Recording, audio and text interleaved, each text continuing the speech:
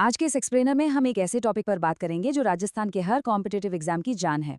आज हम डिकोड करने जा रहे हैं राजस्थान के प्रमुख आयोगों को। अब देखिए, ये सिर्फ कोई आम सरकारी ऑफिस नहीं है। असल में ये वो मजबूत पिलर्स हैं जिन पर हमारी पूरी स्टेट गवर्नमेंट और उसका सिस्टम टिका हुआ है। तो चलिए, बिना कोई टाइम वेस्ट किए सीधे विषय में गोता लगाते हैं और इन संस्थाओं को अच्छे से समझना शुरू करते हैं। चीजों को आसान बनाने के लिए आज के हमारे 5 पिलर्स कुछ इस तरह होंगे। पहला, प्रमुख भर्ती एजेंसियां। दूसरा, ट्रांसपेरेंसी और एंटी करप्शन। तीसरा, राइट्स प्रोटेक्शन या अधिकार संरक्षण।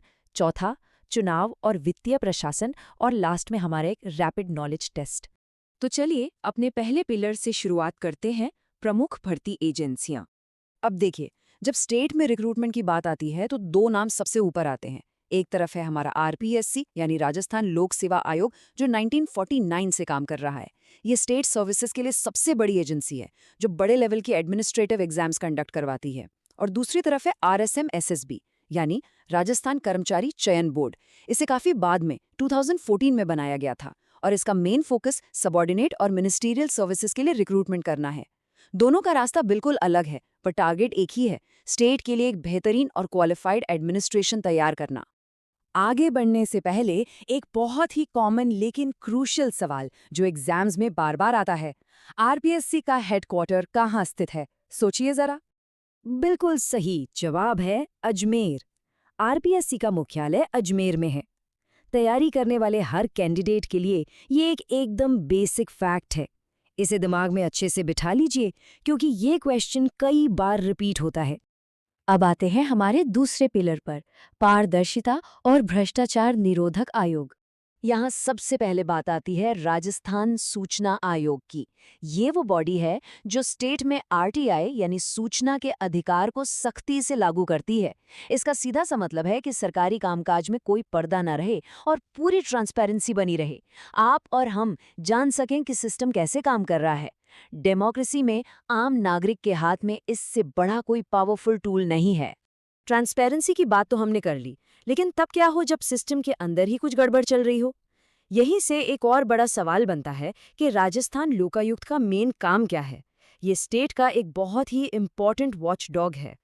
इसका एकदम सटीक जवाब है करप्शन या भ्रष्टाचार की जांच करना। लोकायुक्त का पूरा फोकस इसी बात पर होता है कि अगर कोई भी सरकारी अधिकारी या कर्मचारी अपनी पावर का गलत इस्तेमाल कर रहा है तो उसकी इन्वेस्टिगेशन हो। यही वो संस्था है जो ये श्योर करती है कि सिस्टम साफ सुथरा रहे और पब्लिक का भरोसा उस पर टिका रहे। चलिए अब मूव करते हैं तीसरे पिलर की तरफ, अधिकार संरक्षण आयोग। अगर हम एक टाइमलाइन सेट करें तो चीज़ों को याद रखना बहुत आसान हो जाता है। देखिए, सबसे पहले 1949 में रिक्रूटमेंट के लिए आरपीएससी बना। फिर ठीक 50 साल बाद 1999 में राज्य मानवाधिकार आयोग की स्थापना हुई, क्योंकि तब तक नागरिकों के अधिकारों को लेकर अवेयरनेस काफ़ी बढ़ चुकी थी। और फिर रीसेंट मॉडर्न नीड्स के लिए 2014 में आरएसएम-एसएसबी का गठन हुआ। इस तरह से क्रोनोलॉजिकल फ्लो में चीज़ों को कनेक्ट करके पढ़ेंगे तो एग्जाम में ईयर याद करने में कभी कंफ्यूजन नहीं होगा। अब इन प्रोटेक्शन कमीशंस को याद रखने का एक बहुत ही सिंपल तरीका देखते हैं। पहला है राजस्थान राज्य मानवाधिकार आयोग। ये सभी सिटीजन्स के ह्यूमन राइट्स को प्रोटेक्ट करता है। दूसरा है राजस्थान महिला आयोग। ये स्पेशली महिलाओं के अधिकारों और उनके एम्पावरमेंट के लिए काम करता है। और तीसरा है राजस्थान बाल अधिकार संरक्षण आयोग, जो बच्चों के राइट्स और वेलफेयर के लिए डेडिकेटेड है। नाम से ही इनके काम एकदम क्लियर हैं। बस एग्जाम के प्रेशर में हमें इन्हें मिक्सअप नहीं करना है। अब बात करते हैं हमारे चौथे पिलर की, चुनाव व वित्तीय प्रशासन। यहाँ अक्सर लोग गलती कर बैठते हैं, तो ध्यान दीजिएगा। राजस्थान राज्य निर्वाचन आयोग पंचायत और म्यूनिसिपल चुनाव कंडक्ट करवाता है, न कि विधानसभा या लोकसभा के। ये ग्रास रूट लेवल की डेमोक्रेसी को चलाने का काम करता है। और दूसरा है वित्त आयोग। इसका काम है सिर्फ फाइनेंशियल डिस्ट्रीब्यूशन देखना, मतलब गांव और शहर के डेवलपमेंट के लिए किस लोकल बॉडी को कितना पैसा मिलेगा, ये फाइनेंस कमीशन ही तय करता है। और फाइनली हमारा पांचवा पिलर, रैपिड नॉलेज टेस्ट।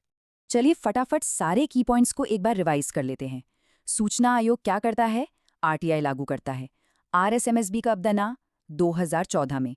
मानवाधिकार आयोग 1999 में स्थापित हुआ। आरपीएससी का काम है मेजर रिक्रूटमेंट एग्जाम्स करवाना। और स्टेट इलेक्शन कमीशन सिर्फ पंचायत और नगर निकाय के चुनाव देखता है। ये वो सॉलिड डेटा पॉइंट्स हैं जो सीधे एमसीक्यू में छपते हैं। इन्हें एकदम टिप्स पर रखिएगा। इस एक्सप्लेनर को खत्म करने से पहले आपके लिए एक सोचने वाली बात।